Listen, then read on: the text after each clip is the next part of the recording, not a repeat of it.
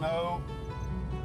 Just a minute, I've just got to, David and Laura's bodies are incredibly sophisticated, each one a finely balanced system of interdependent organs. Laura wants to say hello. Hello. Yep, that was Laura. Yep. But in their complexity lies a vulnerability. She said, are the glasses fragile? She says. Damage to just one small part of this system can have dramatic consequences. I don't know, we're on the A something or other. Laura!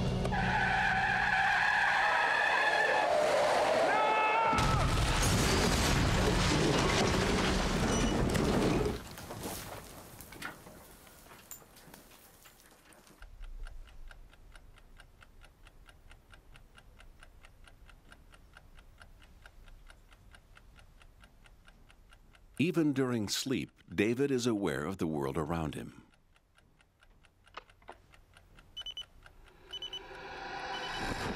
The sound of the alarm triggers electrical signals to fire toward a part of the brain that never sleeps, the brainstem. It's the on-off switch for consciousness. It responds by sending a wake-up call to the sleeping parts of David's brain.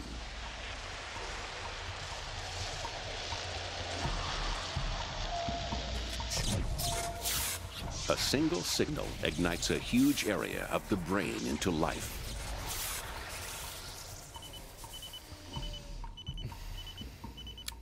Without this vital link, it would be impossible for David to wake up.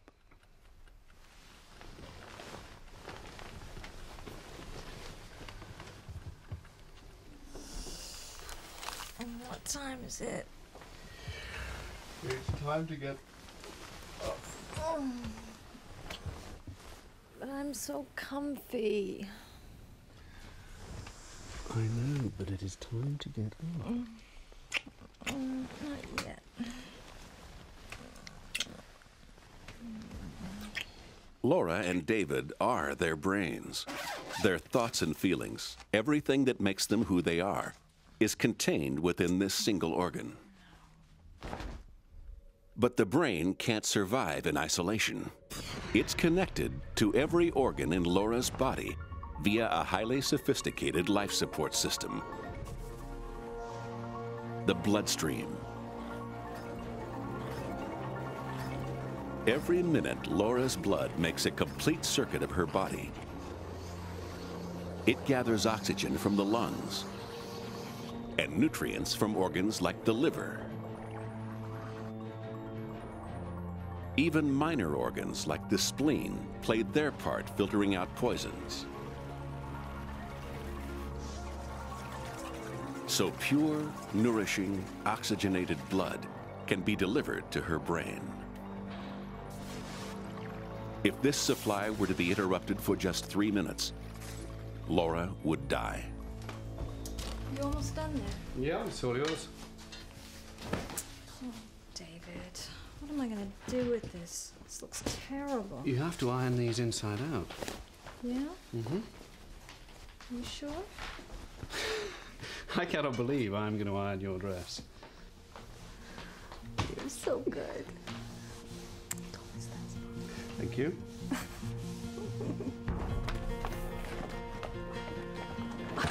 That's okay. Don't help me or anything. Hey, this is the 21st century. Lucky for you. Co-pilot, Yeah, how are we doing for time? a little late.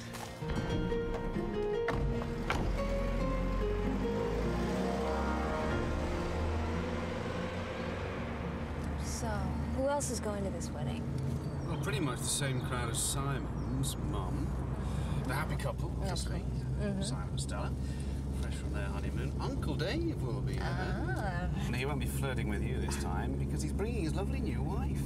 Oh, what's she called? Well, I'm not sure. Well, I'm not sure he's sure.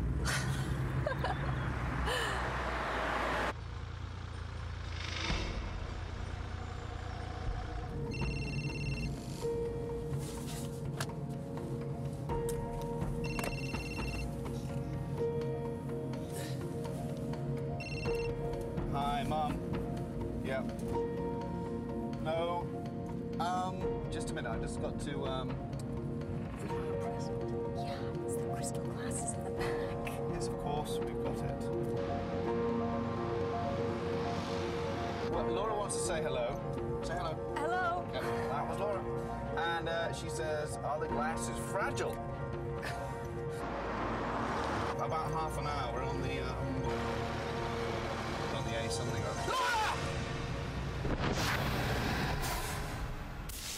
Laura's brain registers danger. Her heart beats faster, pumping more blood into her brain. Her brain is speeding up. And time actually seems to slow down. But not enough.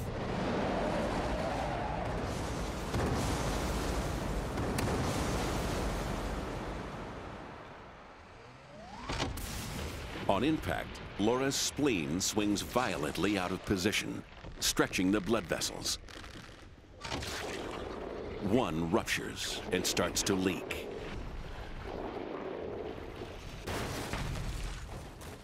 David's brain slams against his skull,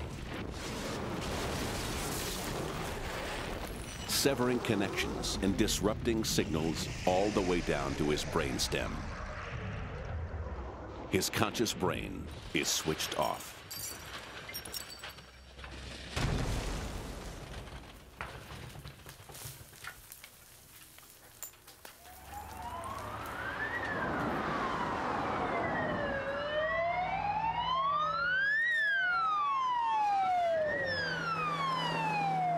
Okay, Laura, I'm just going to put this machine onto your finger.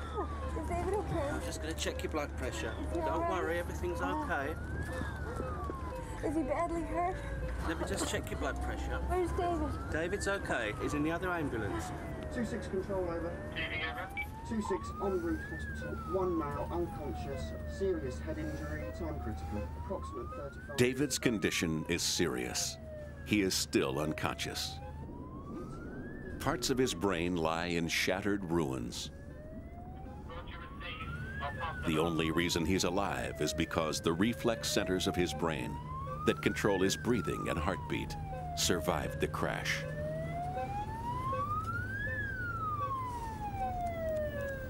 Okay, don't worry now.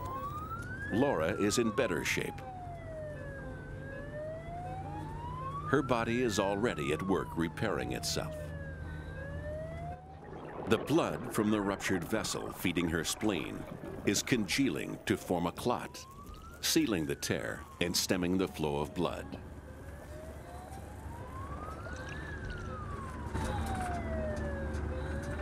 But while Laura's body heals, David's is getting much worse. Beneath David's skull, a major artery has burst. But here the bleeding won't stop.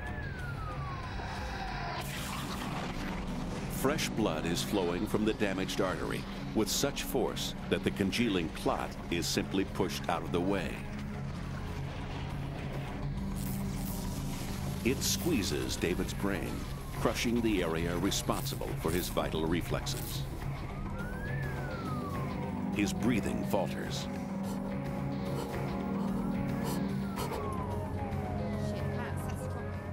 His heart rate plummets.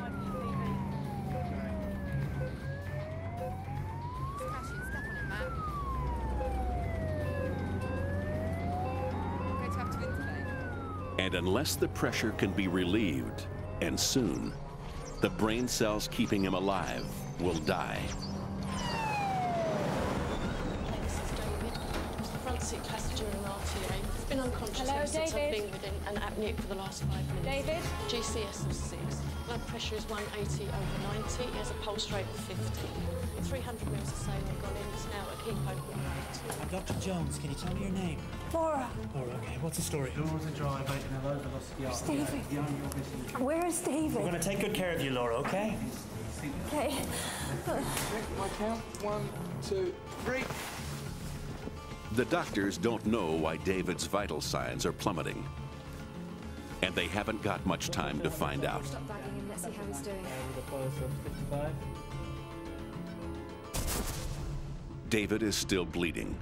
The pressure is building, starving his brain cells of blood, quite literally squeezing him to death. That's our job being 85. He's not ventilating. No gag reflex. Begging.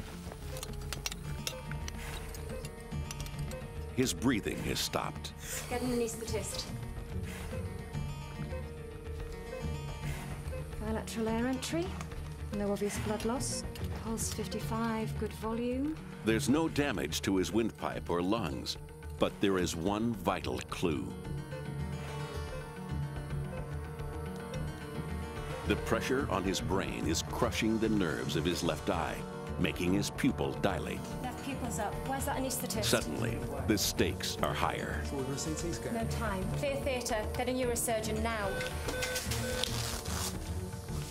They must relieve the pressure in the next few minutes, or David will die. David has been prepared for an emergency operation. Marker? His shaved scalp reveals a bruise, guiding the neurosurgeons to the injury. It's a delicate operation. 20% mannitol, please.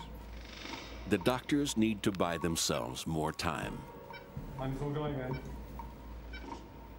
They inject a drug called mannitol into David's bloodstream via a drip. As it travels through the blood vessels of his brain, it draws out fluid, just enough to relieve some of the pressure on the brain cells that are keeping him alive. And blade. But only one thing can save David's life. The surgeons must open up his skull so the clot can be removed. Drill.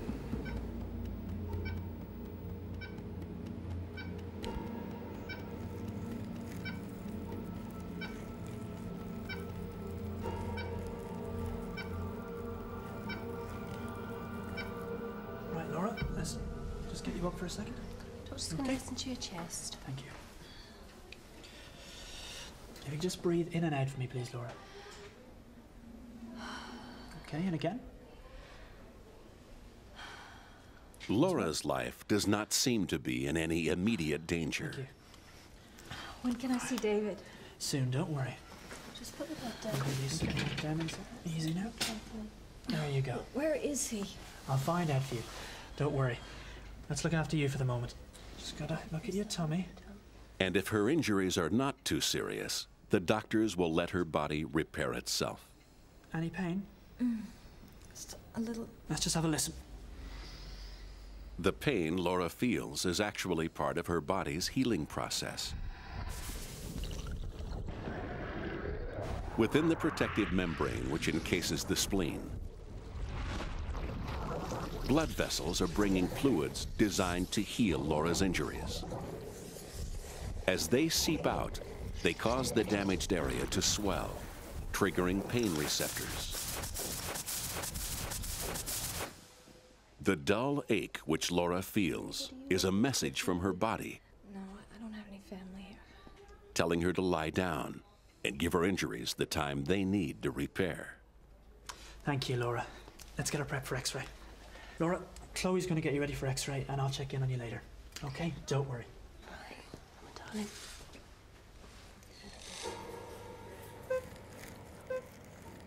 The surgeons have almost gained access to David's clot. They have drilled a series of tiny holes in his skull. Cans, please.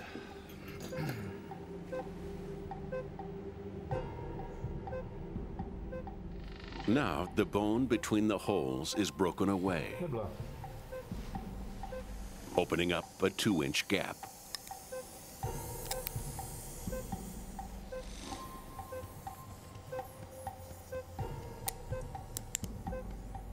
Finally, the blood clot can be cleared away.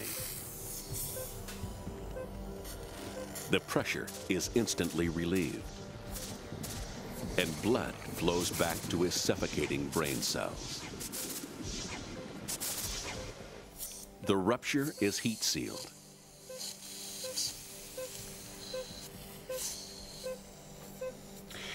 Lovely. Can I ask you guys to those up for me. Thank you. Thank you.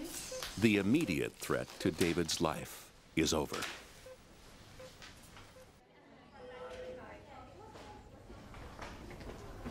Laura, how are you feeling? Yeah, all right. Good. Well, your x-rays are fine. But we'd like to keep you in for observation. Please tell me what's going on with David. Is he okay? He's in intensive care. Can I go see him? I'd really like you to stay here.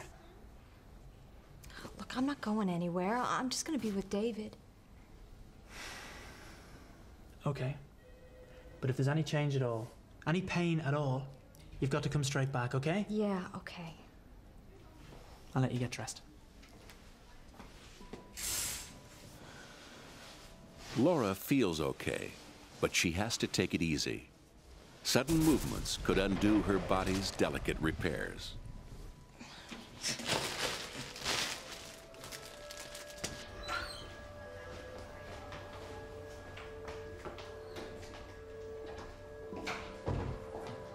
Excuse me. I'm looking for David Hayes.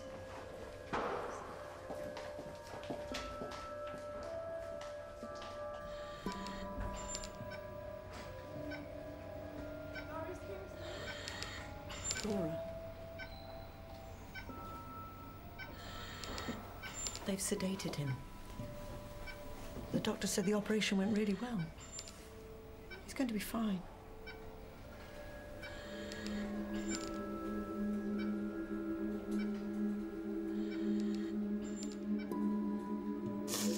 I'm so sorry.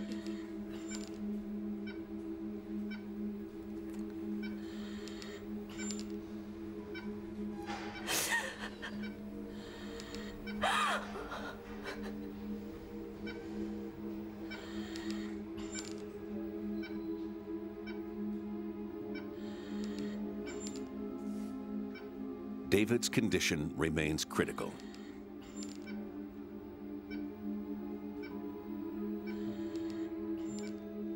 If he wakes up now, his life will once again be in danger. Just as in Laura's spleen, healing fluids are seeping out of the blood vessels in his brain, making it swell so much that any sudden movement might be fatal.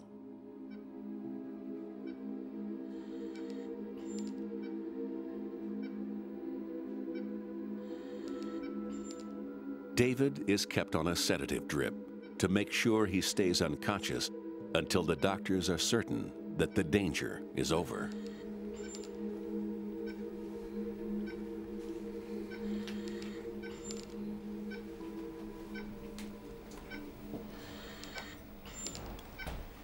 You should go home. I don't want to leave David. You've had a shock. Go get some rest.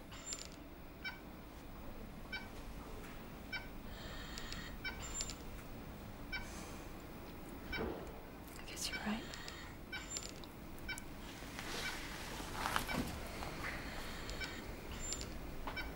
I'll see you tomorrow.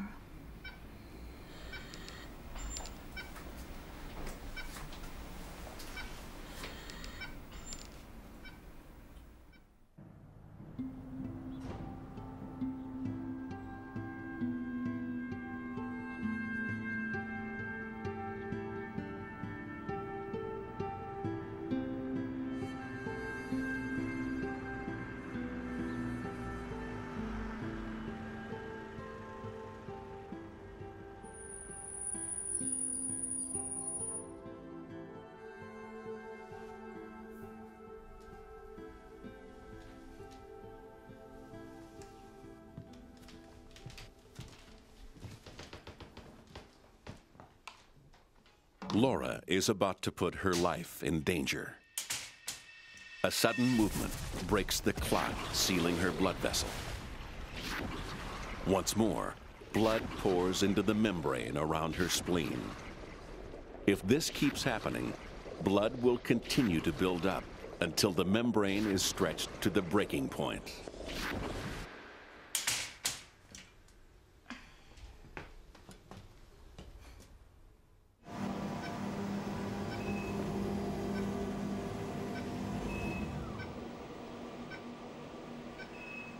David's chances of recovery depend on how badly injured his brain is. The news from the CAT scan is good. The swelling has gone down and there is no large-scale tissue damage. So David can be safely taken off the sedative. But the CAT scan can't show the microscopic injuries caused by the impact. Some of David's brain cells are dead. They'll never recover.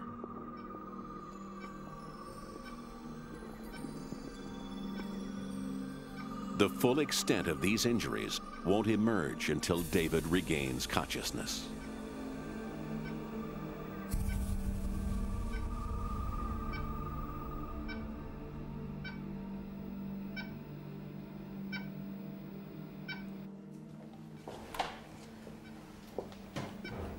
There you are.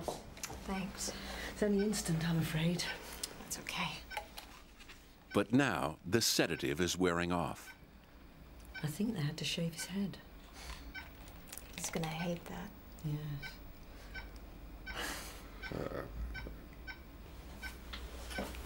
David?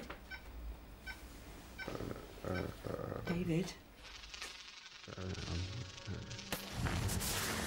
David's brainstem sends out signals to rouse his unconscious brain. David? He's coming round. I'll get the doctor. David, can you hear me? It's Laura. But there's a problem. Many of the connections leading from the brainstem were bent and twisted in the crash. The signals get jammed. Inside the connections, the delicate cell structure has been shattered.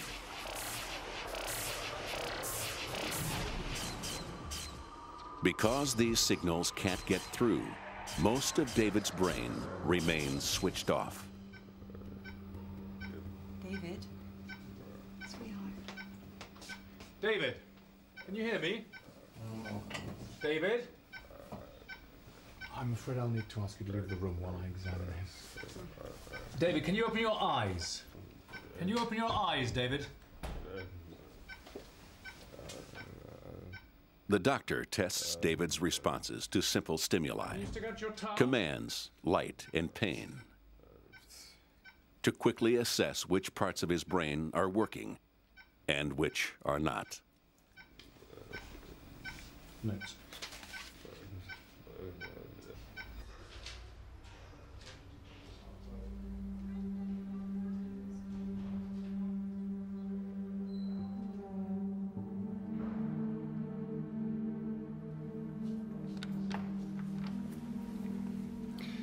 The news isn't good, I'm afraid. David is in a coma. Oh, no. He was trying to talk. Yes, it may seem like that, but he is actually unconscious. And there is evidence that his brain is damaged. David's brain damaged? How badly? How bad is it? At this stage, we just don't know. It may be reversible, and he is getting better all the time. We'll just have to wait and see. But he's in the best possible hands. Now, I'll be back to see how he's getting on later. Thank you, Doctor.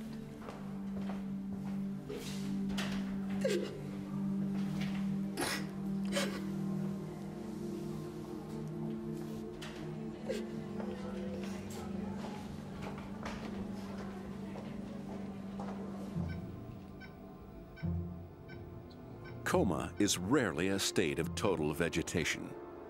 Some areas of David's brain are awake, which is why he can move and make noises.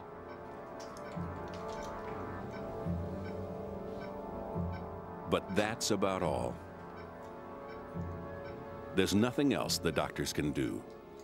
David's brain has to heal itself.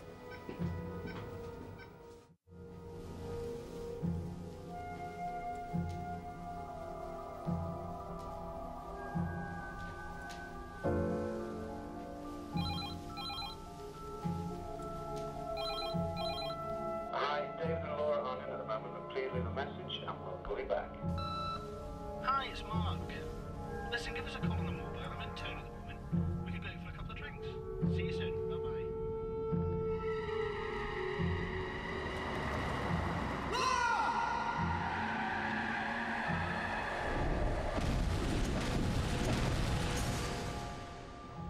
Laura's wound keeps reopening. The membrane around her spleen is filling up with blood.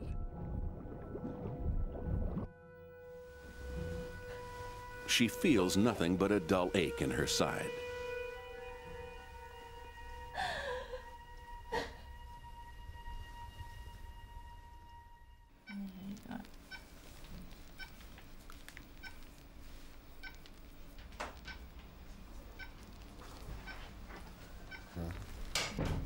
Soon I'll be looking lovely. Excuse me. Hello. Hi. Can I do that? Yeah, sure. Thank you. Thanks.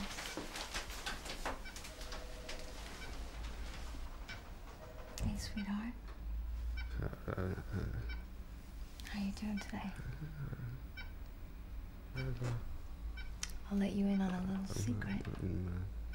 I've always wanted to do this.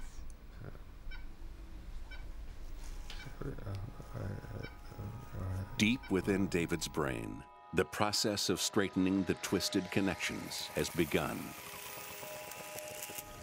Inside every damaged fiber, the shattered structures are rebuilding themselves.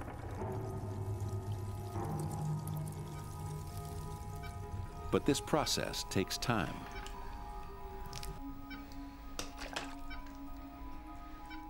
Your friend Mark called. Talking to coma victims can help speed their recovery. He says he'll be in to see you as soon as he gets back into town. A familiar voice triggers David's brainstem into action, firing signals in an attempt to rouse the inactive parts of his brain. Even though they don't get through, it's possible that the signals accelerate the healing process.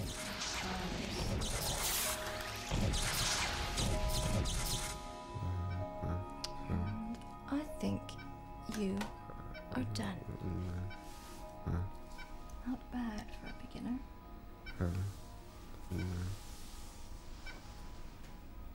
I love you, David.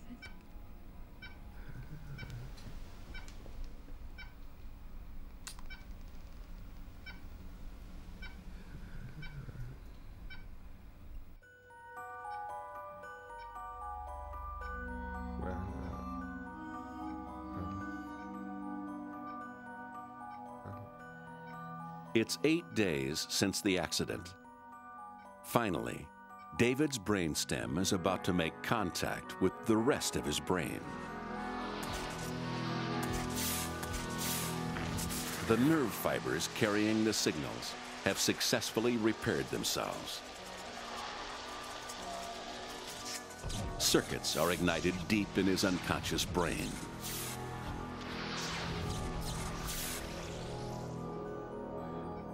For the first time in over a week, David is waking up.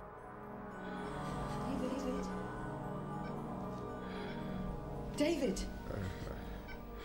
David! It's me, Mum. You're in hospital. You've been in a car accident and they had to give you an operation, but you're going to be all right. You're going to be all right now. Laura's all right. She'll be in later. We've been so worried about you.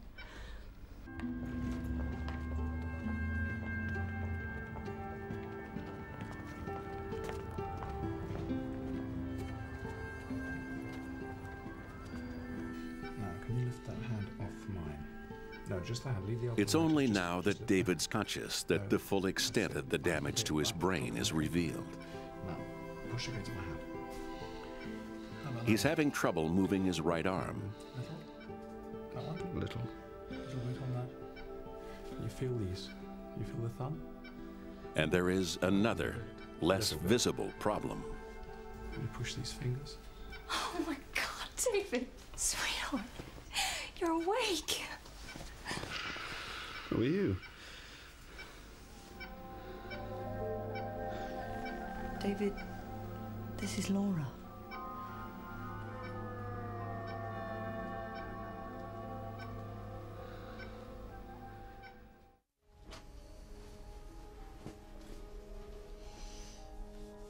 "10 days after the crash, the ache in Laura's side is getting worse.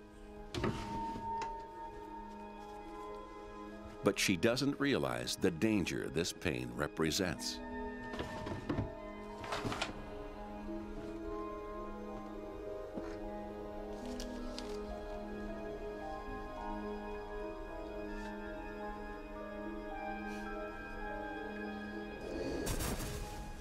Blood has continued to leak from her broken vessel. What was once a membrane encasing her spleen is now a bloated, blood-filled sac. Laura needs urgent medical attention. And if she doesn't get it soon, the consequences could be catastrophic. Let's see if you can touch my hand. That's it. Okay, good, good. It's 48 hours since David regained consciousness. Nearly there. Good. Very good. And just relax it down. The blow to his head severed millions of connections in his brain, and many signals can't get through.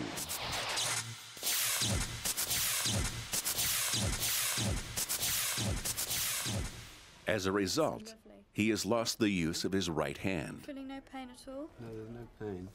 That's good. And he has no memory of the last 2 years. Just need to put that gentle pressure through. Okay. And if you could practice that sort of every hour. The job of fixing his hand is already underway. When his muscles are exercised, signals fire up his spine into the damaged part of his brain. Stimulating the growth of new connections to take on the roles of the ones he's lost. How long do you think before I get full mobility back?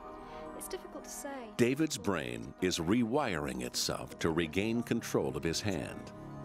So what else? What about the fingers? Because they're not doing very well. Well, at the moment, your fingers are quite flexed. So what I'd like you to Unfortunately, no amount of medical intervention will help David regain his lost memory.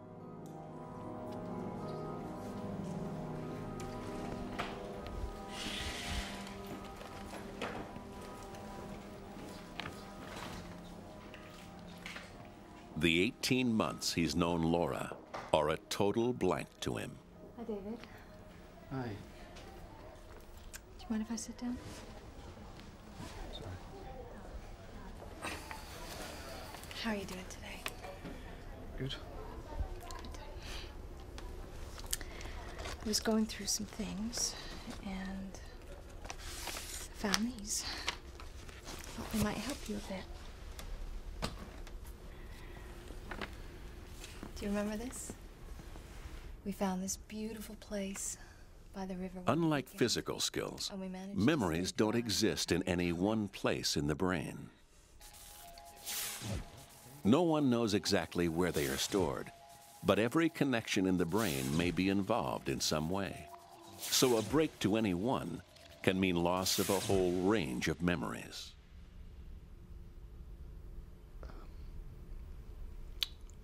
No.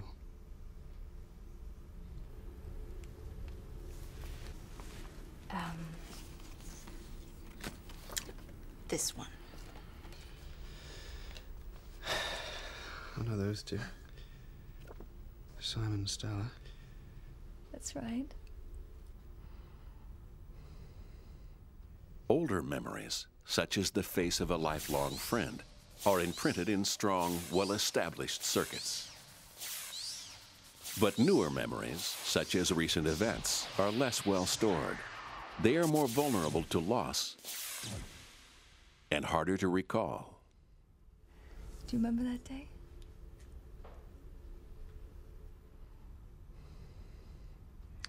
No. They had just got back from their honeymoon, and they spent... Sorry, when did they get married? About 2 months ago.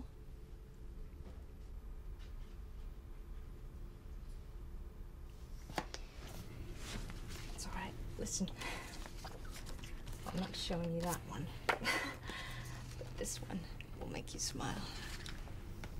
We found a street market. You bought me this ring.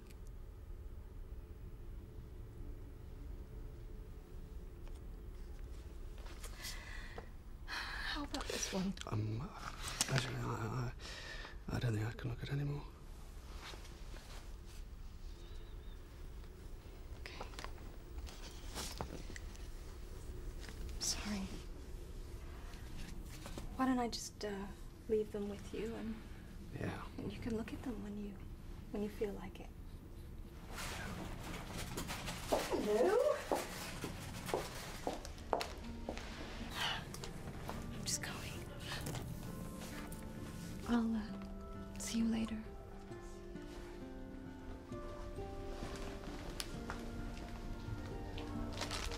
Hello, darling.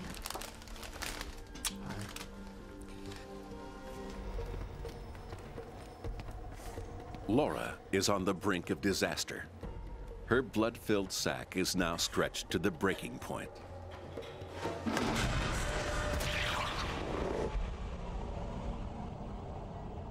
The impact has ripped the top of Laura's spleen.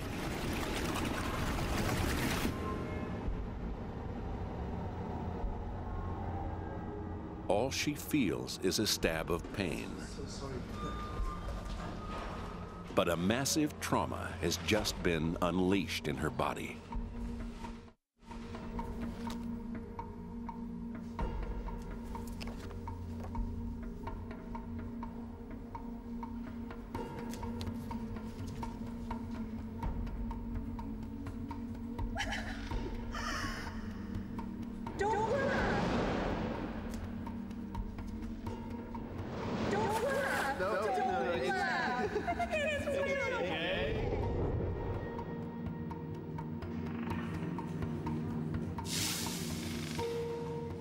Laura's body is in crisis.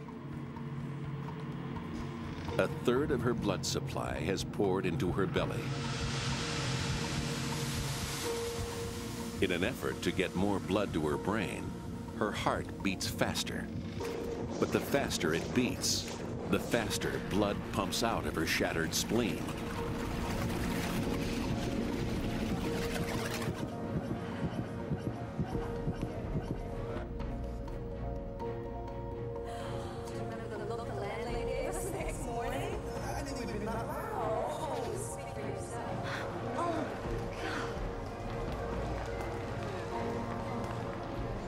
Laura's brain is being starved of life-giving blood.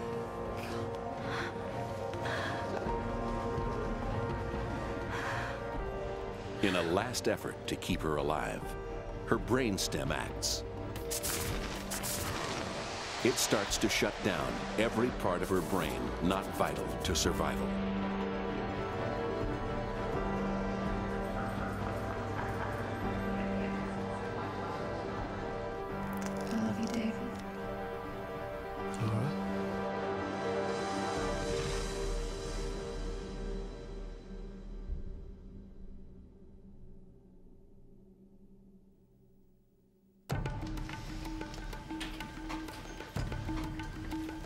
Laura's body is fighting a losing battle.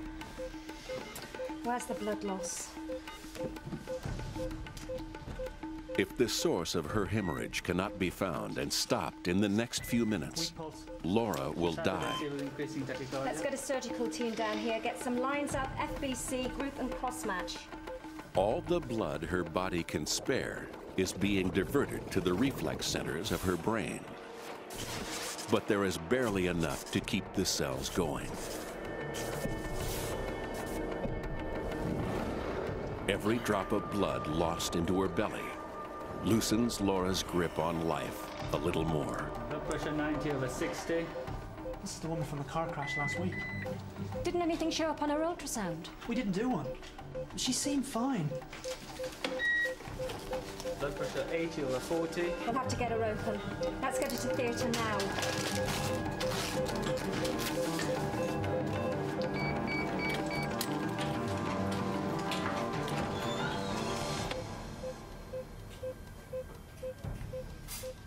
The only thing keeping Laura alive is the blood being pumped into her.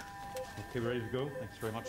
Tax-free system to enter tax 1 for Liam. An enormous lake of blood has built up inside her belly. It's a bit distended. Knife, please. Just hold that. It's going to bleed like hell, so suckers ready, please. Okay, blood all over the bloody place. Just keep sucking that, please. As the dam bursts, she bleeds out faster than ever, draining blood from her brain. Just suck me in. Just take that. Take that. Can we have a retractor, please? I'll have a little look in there. Thank you very much. The surgeon has only moments to find and repair the bleed. Lift up, please. Lift up. Thank you. But there's so much blood, he's working blind. His only hope is to locate it by touch. Feel the right loop of the liver. Just get over the back if that's okay. Right, just coming across now to the left side. Lift up now. I can't see. Just lift higher, please. Right, it's her spleen. Definitely her spleen. Upper pole is shattered. I'm just getting my finger, index finger and middle finger around there. Having found the source, he clamps the artery leading to the spleen, stopping the blood loss. Okay, I've got control. What should I? She's stable, huh?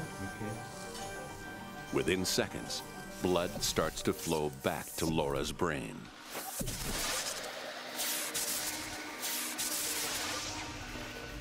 Her chances of surviving have just risen dramatically.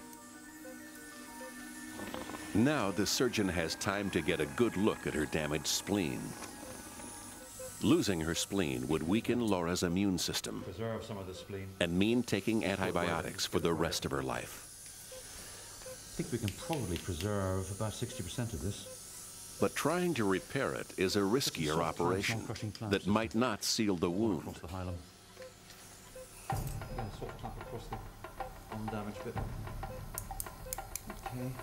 Let me just cut away the upper part. First, the damaged section has to be removed. Just going to sew across this raw edge close to the clamp. Very much.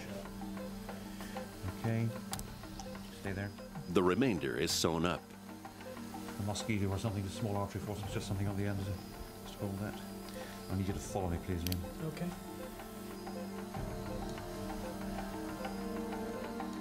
Now is the moment of truth.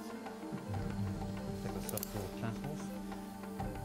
The clamp is taken off the artery. Blood flows back into the spleen. It's looking fairly dry. The seal is held. Okay, it's dry. I think we can just get on and close up. And the bleeding has stopped. Okay, I'll leave you to it. Thanks. Thanks very much indeed. Thank you, Jim. You want to do it? Yes, Jim, thank you. What are you going to use?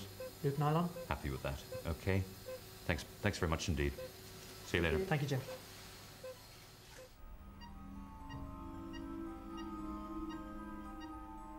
Laura's spleen and her life have been saved. 12 hours after her operation, the sedative is wearing off.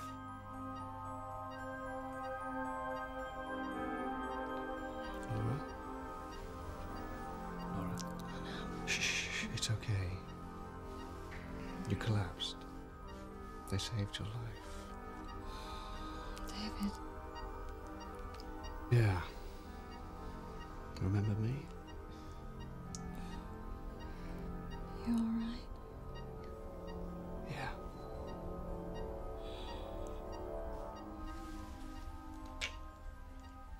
David and Laura owed their lives to surgery.